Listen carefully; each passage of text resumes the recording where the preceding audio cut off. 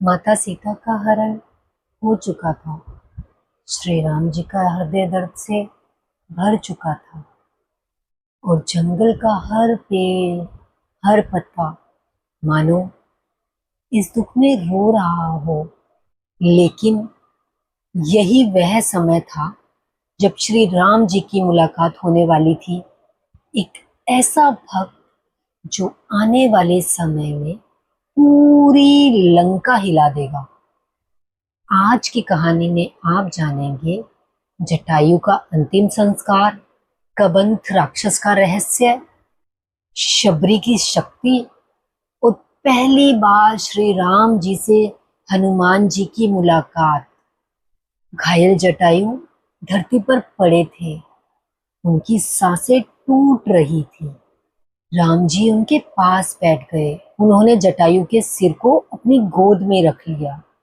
जटायु ने धीमी सी आवाज में कहा, प्रभु, मैं माता सीता को नहीं बचा पाया।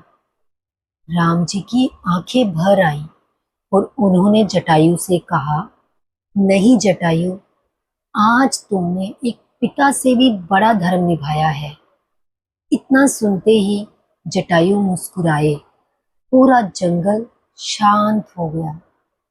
राम जी ने स्वयं अपने हाथों से जटायु का अंतिम संस्कार किया, क्योंकि जटायु सिर्फ एक पक्षी नहीं थे, वो श्री राम जी का एक परिवार थे। अब श्री राम और लक्ष्मण दक्षिण दिशा की ओर बढ़ने लगे। हर जगह माता सीता को खोजा जा रहा था। राम जी पेड़ों से पूछते, क्या तुमने मेरी सीता को देखा है? नदियों से पूछते, क्या माता सीता यहाँ से गुजरी है? उनका दर्द देखकर प्रकृति भी मौन थी। चलते चलते वो एक भयानक से जंगल में पहुंचे, जहां अचानक एक भयानक राक्षस प्रकट हुआ। उसका शरीर पहाड़ जैसा था और उसकी बाहें बहुत लंबी थी। वह था कबंध राक्षस। कबंध ने दोनों भाइयों को पकड़ने की कोशिश की। कुछ ही समय में श्री राम जी ने उसकी दोनों भुजाएं काट दी। राक्षस दर्द से चिल्लाने लगा और फिर अचानक उसका भयानक रूप बदलने लगा और वो अपने असली रूप में आ गया। वह कोई साधारण राक्षस नहीं था, वह था एक श्रापित गंधर्व था। उसने हाथ जोड़कर कहा, आपने मुझे श्राप से मुक्त कर दिया।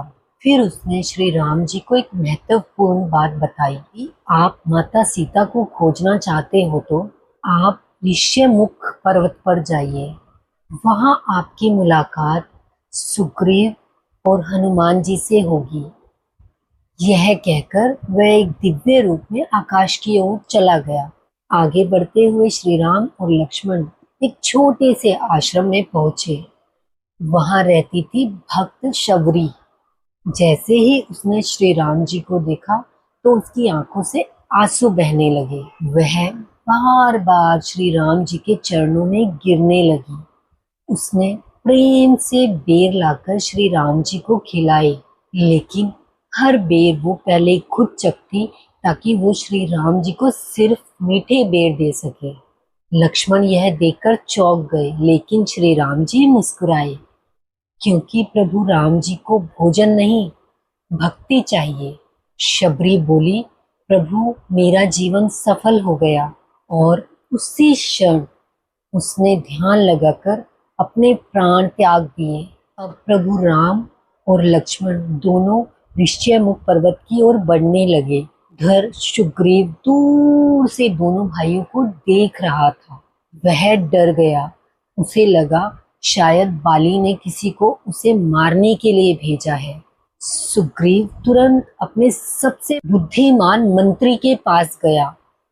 वह बुद्धिमान मंत्री कोई और नहीं, हनुमान जी थे। हनुमान जी ने शांत स्वर में कहा, मैं पता लगाता हूँ कि ये कौन है। हनुमान जी ब्राह्मण का रूप धारण कर प्रभु श्री राम और लक्ष्मण के पास पहुंचे। राम जी मुस्कुराए और उन्होंने अपना परिचय दिया। जैसे ही हनुमान जी ने राम नाम सुना उनका हृदय कांप उठा। उन्होंने महसूस किया कि ये कोई साधारण मनुष्य नहीं है। हनुमान जी की आंखों में आंसू आ गए। उन्होंने तुरंत अपना असली रूप धारण किया और वो प्रभु श्री राम के चरणों में गिर गए। प्रभु, मैं आपका सेवक हनुमान हूँ। राम जी ने हनुमान जी को उठाया और उसी क्षण इतिहास की सबसे महान भक्ति की शुरुआत हुई। हनुमान जी राम और लक्ष्मण को सुग्रीव के पास ले गए। सुग्रीव ने अपनी पूरी कहानी प्रभु राम जी को सुनाई, कैसे उसके भाई ने उसका राज्य छीन लिया। राम जी ने कहा, मैं तुम्हारी सहायता करूंगा, और बदले में सुग्रीव ने वचन दिया, मैं माता सीता को खोजने में आपकी मदद करूंगा। अग्नि को साक्षी मानकर दोनों की मित्रता हो गई। यहीं से लंका विनाश की शुरुआत शुरू हो गई थी। दोस्तों, जब सच्ची भक्ति भगवान से मिलती है ना, तो इतिहास बनता है। हनुमान और श्री राम जी का मिलन केवल एक मुलाकात नहीं थी, यह धर्म और भक्ति का सबसे बड़ा मिलन था। तो वीडियो को लाइक कीजिए, चैनल को सब्सक्राइब कीजिए और कमेंट में ये जरूर लिखिए, जय बजरंगबली जी की।